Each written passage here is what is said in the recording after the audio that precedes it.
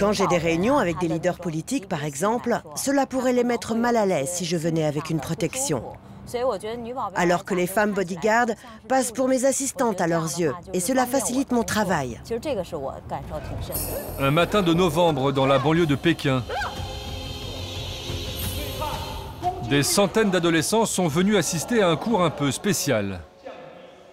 Il n'est pas nécessaire de planter le couteau pour s'en servir, car votre agresseur peut aussi avoir un gilet pare-balles, par exemple. Vous voyez, je tranche,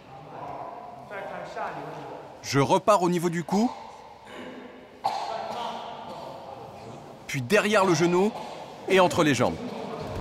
Ce maître de kung-fu leur montre comment dépecer un homme. Mais en fait, c'est pour se défendre. Si. Devant lui, sur les 300 ados présents, la moitié sont des filles. Bravo, c'est très bien. On l'applaudit. Ces filles ne sont pas là que pour se faire découper à la hache, mais pour apprendre des techniques d'autodéfense et en faire leur métier. Elles rêvent d'être bodyguard. C'est un beau métier. Il n'est pas encore très convoité parce qu'il n'y a pas beaucoup de monde qui le connaît. Mais son développement est très rapide et le salaire très élevé.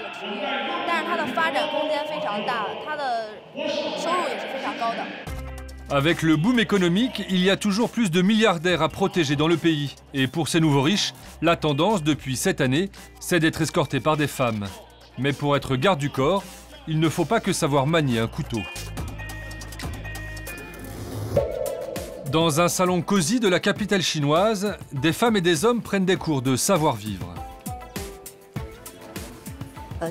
Vous n'avez pas besoin de vous baisser autant. Vous devez rester droite. Et même si c'est une femme, vous devez saluer comme ça en lui serrant la main. Il ne faut pas que la bouteille touche le verre. Sinon, c'est parfait.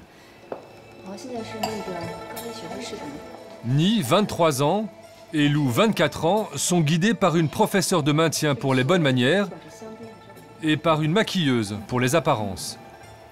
Ce fond de teint est adapté à votre peau. Il permet de faire disparaître les boutons et les points noirs. Cela fait partie de notre travail. Nous devons participer à de nombreuses réceptions.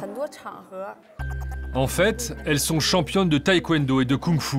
Ce ne sont pas des apprenties gouvernantes, mais des gardes du corps. Et elles doivent savoir respecter les codes de l'élite chinoise. Régulièrement, elles reviennent ici pour ne pas perdre la main à l'International Security Defense College. C'est un centre de formation pour bodyguards aux allures de prison. À l'intérieur, un homme est en train de se faire braquer. En fait, c'est le directeur, le spécialiste du couteau. Xinjiang sait se défendre, il est aussi prof de kung-fu. Monsieur Xin a déjà formé 800 bodyguards, dont 200 femmes. C'est bien, allez-y. Monsieur Xin a ouvert l'un des premiers centres de formation de garde du corps il y a 4 ans. Et grâce au boom des demandes, il s'est fait construire ses nouveaux locaux l'année dernière. Tout ce que vous voyez, nous l'avons conçu nous-mêmes. Ces vitres sont par balles. Et tous les étages supérieurs de ce bâtiment résistent aussi aux balles de fusil et aux explosifs. Et évidemment, son modèle, c'est Bruce Lee. Parce que je l'aimais beaucoup quand j'étais petit, alors je me suis mis au kung-fu. Et comme Bruce Lee, ces bodyguards n'utilisent pas d'armes. En Chine, c'est interdit. Seule la sécurité des chefs du Parti communiste y a droit.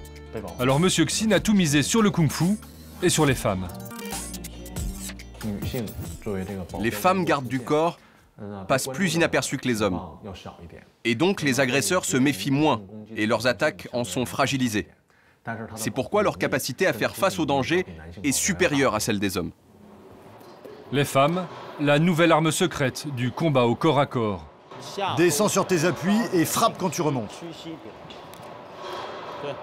Nous retrouvons Ni. Elle ne s'exerce pas qu'à servir du vin. Elle s'entraîne aussi de façon très musclée. Mais la violence, c'est son truc. J'aime bien qu'ils me cognent comme ça. Comme on porte vraiment les coups, je sais où taper pour que ça fasse mal.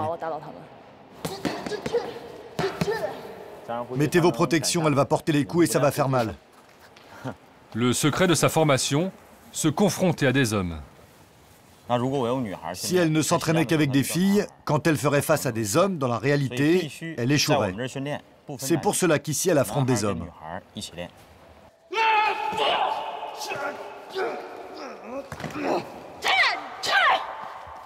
C'est cette maîtrise que viennent chercher les clients du centre. Ni et Lou ont troqué leurs survêtements pour un costume. Aujourd'hui, leur mission, protéger Madame Li. Elle a fait fortune dans la finance et pèse 200 millions de dollars. Alors elle a besoin de protection, une protection discrète. Quand j'ai des réunions avec des leaders politiques, par exemple, cela pourrait les mettre mal à l'aise si je venais avec une protection. Alors que les femmes bodyguards passent pour mes assistantes à leurs yeux, et cela facilite mon travail. Quand elles sont avec Madame Li, c'est du 24 heures sur 24, que ce soit pour faire des courses ou flâner dans une galerie d'art. Les deux gardes du corps ne se laissent jamais distraire. On peut vous poser une question ? Non, non, c'est pas le moment. Et elles maintiennent toujours un périmètre de sécurité très strict, même pour nous.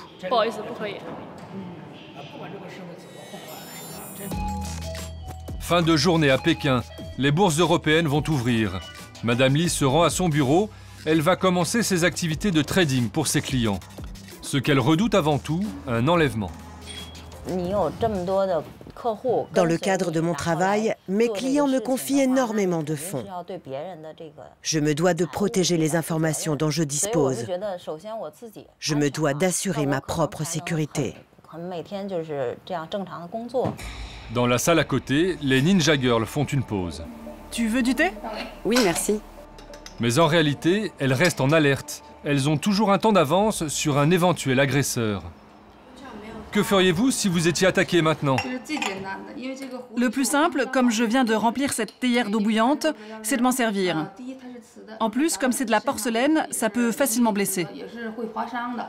Ébouillanter son adversaire, elle ne l'a encore jamais fait. Mais manier la matraque, oui.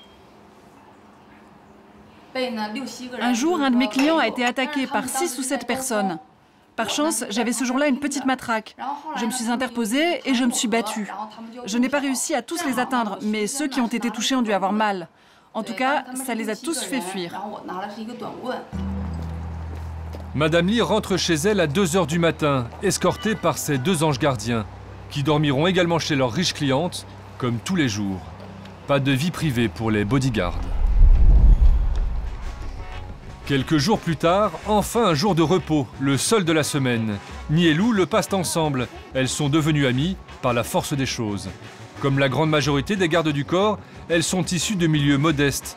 Impossible de rendre visite à leurs familles, qui vivent loin, dans leur province natale. Et côté sentimental... J'y pense, mais je suis encore jeune, je ne suis pas pressée. Pour le moment, je me donne entièrement à mon travail. De toute façon, si je voulais un petit ami, actuellement, je n'aurais pas le temps. Mais plus tard, j'y penserai sérieusement. Aujourd'hui, elles gagnent plus de 10 fois le salaire minimum. Mais passé la trentaine, elles ne pourront plus être gardes du corps. Il leur reste une dizaine d'années pour économiser et penser à leur nouvelle vie. Lou rêve d'ouvrir un restaurant et Ni une boutique d'informatique.